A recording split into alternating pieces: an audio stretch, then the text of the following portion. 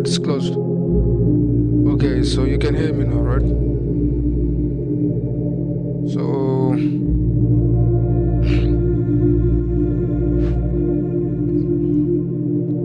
I thought I should make a video about how backend works, right?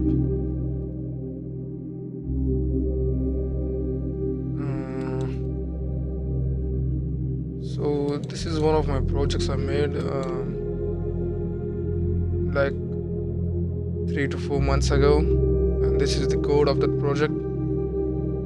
Basically, this is a dating website that uses precise location to find users in that location and show the user which is searching for them the profile of the user on that location. Like if I click on Jargaon, this radius which is there like 60 to 70 kilometers, if a user is found in that area, it will start a swiping mechanism like left to right. So this was the idea behind this implementation of map into this dating website.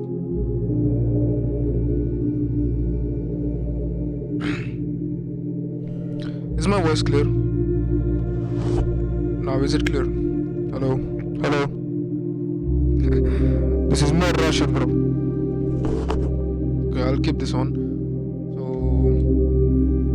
yeah. So let's look at the back end of this, okay?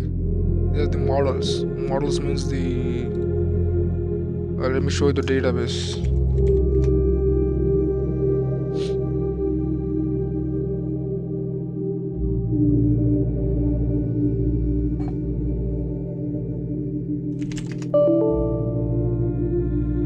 All right.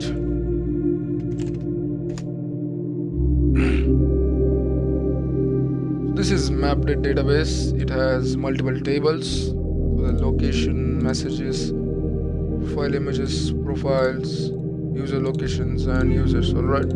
So user locations. I think there's nothing in the user locations, right? There are a lot of things in user, I guess, right? So there are like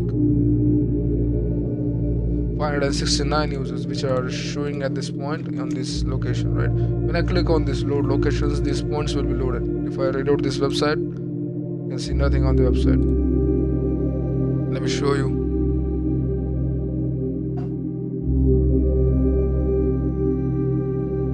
Alright, so this is the basic, what do you say, the home page of the website. Alright, we have the map, we can move around in the map, and if I want to log in into some location like this, I'll log in, so the map won't move. I can search the precise location like Bhopal. Now I'll search it, I'll go into Bhopal, and if I load locations, I'll see some users which are using the same platform for dating. Right? If I load locations, I'll find people in this area. If I want to see if there is someone else, I'll just unlock, go behind, see some points here. If I'm living in Nashik, I click on some area close to it, like this, and this radius will hit that point, and it will start the swiping mechanism, right?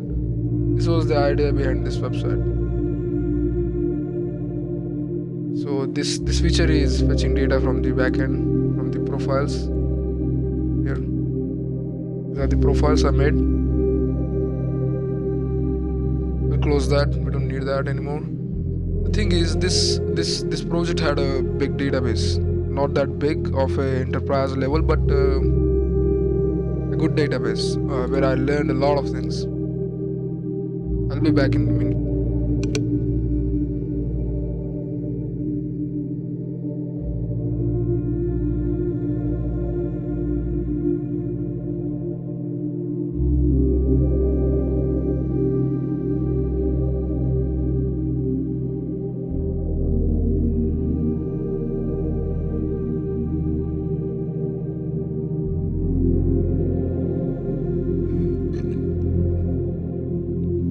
Alright, so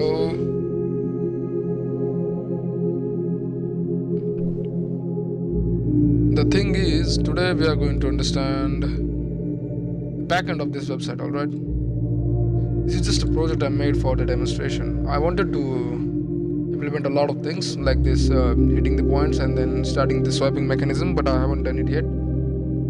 But I'll start working on it in a few days. So let's try to understand the backend of this thing. Okay, so we have connection.js.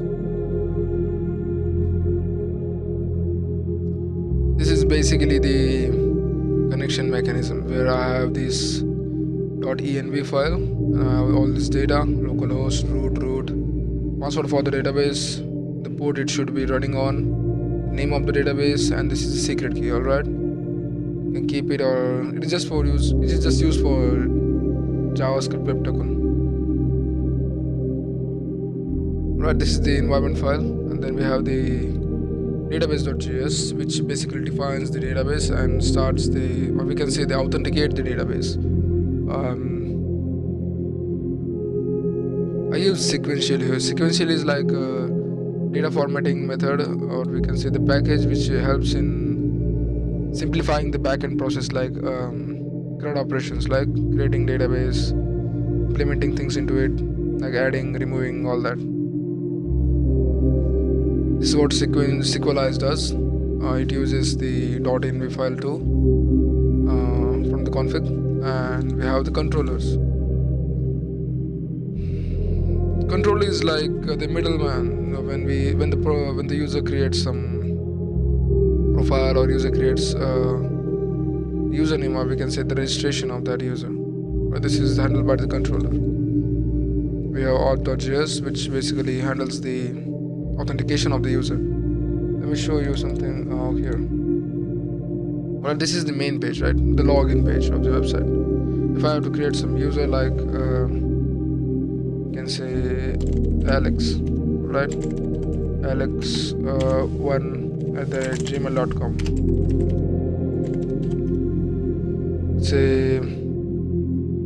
Let's Pune, right? Maybe Paris. Add user.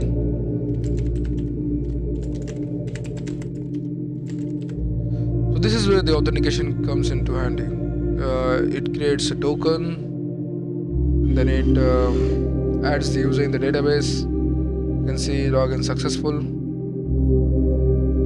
Alright, it says your password is too weak. So this is the main page after the login, and then I click on the load locations. The locations are loaded from the database, and it takes the user's location, right? Whenever I type, you see at the creation of the profile, I type the location, right? So this point is created in my database, so it is handled by this one.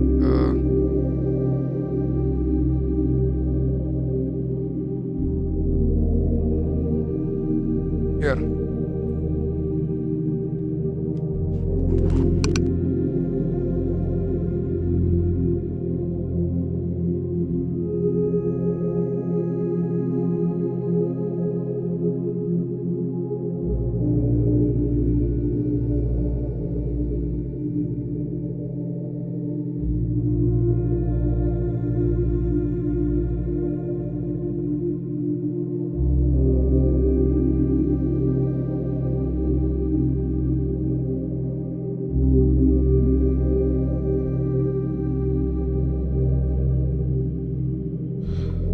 Alright, so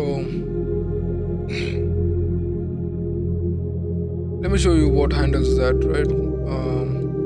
We have this code a little bit space, and I'll show you how it gets the location. Right, these are the APIs and all that. It goes into the, what is it, leaflet. I'm using this map feature, right? It is from the leaflet. It's they have a premium version where they can remove this watermark. Alright, where is the profile? Let me search user, fetch user profile. So this is the fetch user profile function, which is displayed here, but it is not working right now because I don't have any profile, right? I have to create one profile for Alex. right? Let's say his age is 21, he's male, interest, football, basketball, and gaming. Hello guys, I'm Alex from Pune. I would love to someone what's time with, right? I create this profile, I need to log in again.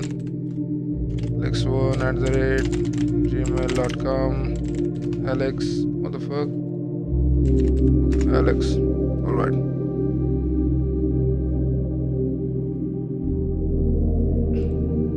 Okay, so it still couldn't get it. I don't know why, but I think there are more than one entries in the name of Alex. So let's skip that. I'll show you where I get these points. You see the locations, right? Where is this going? Cancel. I haven't created it yet, right?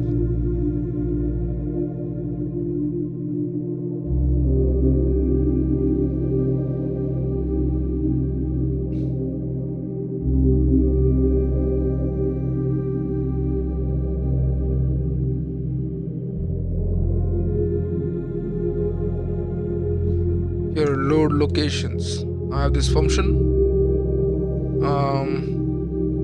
It's using cached user location, right? So if I print this cached data, let me show you in the inspect function, right? Console. I'm not caching anything here, okay? If I try to cache something,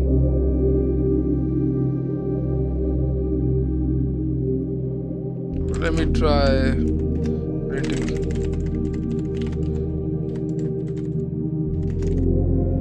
Let's see what happens now. If I run it again.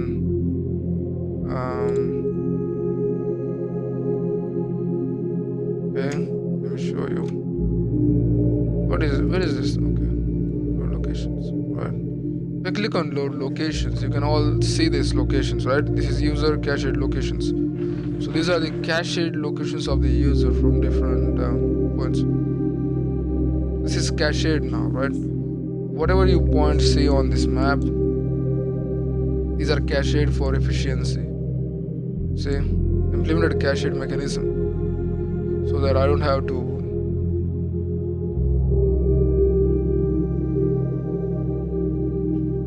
load that again and again, right? So whatever the locations you see right now here are added to the cached memory because it is also using the internet to get the locations, the latitude and longitudes of the users from that point. Whenever I create a user profile, you see I have entered the location of that user, so it creates a longitude and latitude function. I have it here. Get user location.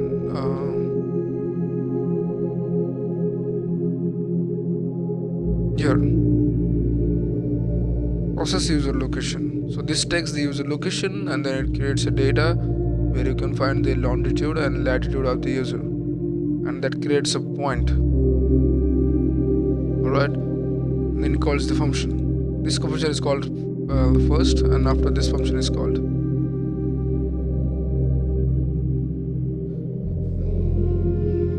I think this function has that function inside it. Yes, here, process user location.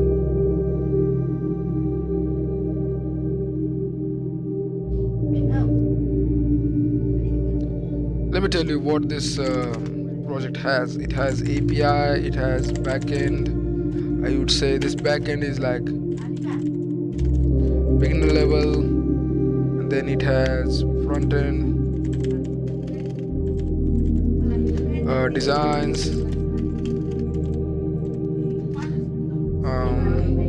Wait a minute.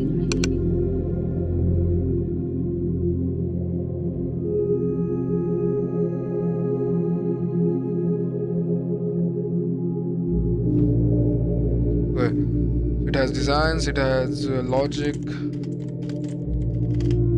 What the fuck? Okay. All these kind of things. If you want me to make a complete video about this, how is this all working, I'll make a complete video, and I'll tell you how this login functionality works. I'll tell you how I connected the backend and the front end together to make this complete thing work, right? I'll make a complete video.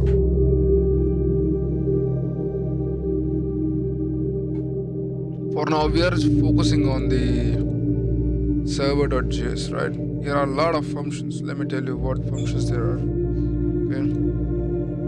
We are using body parser, we are using SQLize to format the database. We are using user routes. User routes is for, let me show you user routes. Where's the models here? User.js. Right, this is the model of the user has name, email, password, and location. This is location we are using to make this point, right? And then we have routes. This is the user routes.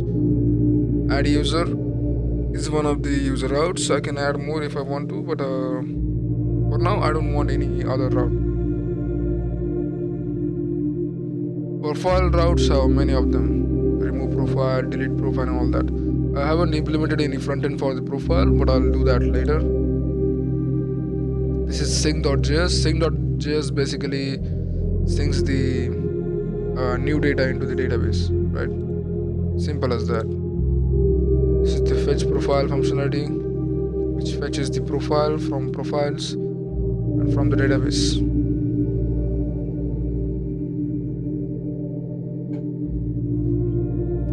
It is in my profile routes. See, here are the routes.